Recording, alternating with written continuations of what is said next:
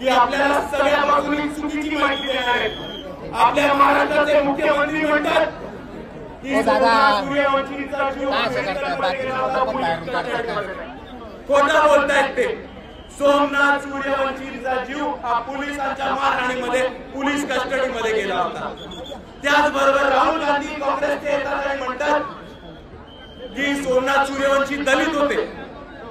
मित्रांनो समजून घ्या, ते म्हणतात सोमनाथ सूर्यवंशी दलित होते। आपण समजून घ्या, ते दलित या शब्दाचा वापर करतात। त्यांना लाज वाटते म्हणायला की सोमनाथ सूर्यवंशी हे आंबेडकरवादी कार्यकर्ते होते। त्यांना लाज वाटते म्हणायला की सोमनाथ सूर्यवंशी आंबेडकरवादी योद्धा होते।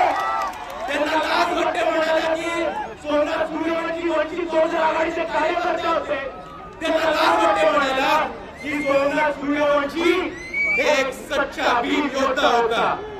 मित्रांनो, हे दलित म्हणतात, पण आपण एक सच्चाई समजून घ्या की सोमनाथ सूर्यवंशी हे सच्चे आंबेडकरवादी सैनिक असले तरी ते घोडा समाजाचे होते।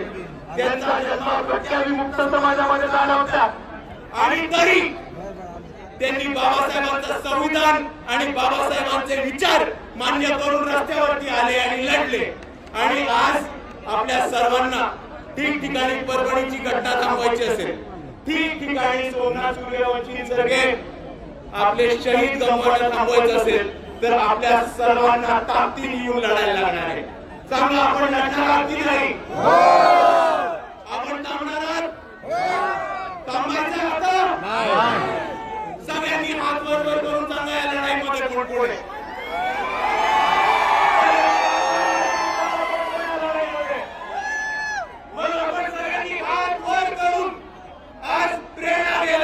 भीमा कोरेगाव विजय स्तंभाच्या खाली उभं राहून इथेच इतिहास आहे, जिकडे आपल्या 500 शूरवीरांनी कितीतरी लाखो पेशवेकडच्या मातीत काढले होते। हा इतिहास आहे आपला। याच विजय स्तंभाच्या खाली जाऊन आपण सगळे शपथ घेऊ की या देशातला जोपर्यंत मनुवाद संपत नाही तोपर्यंत इकडचा प्रत्येक आंबेडकरवादी लढणार म्हणजे लढणार।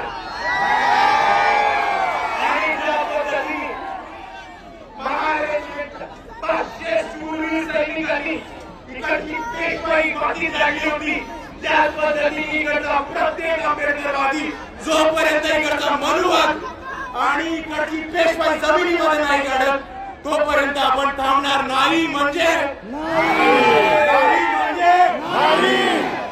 जय भीम, जय संविधान, जय जय जय जय जय भीम,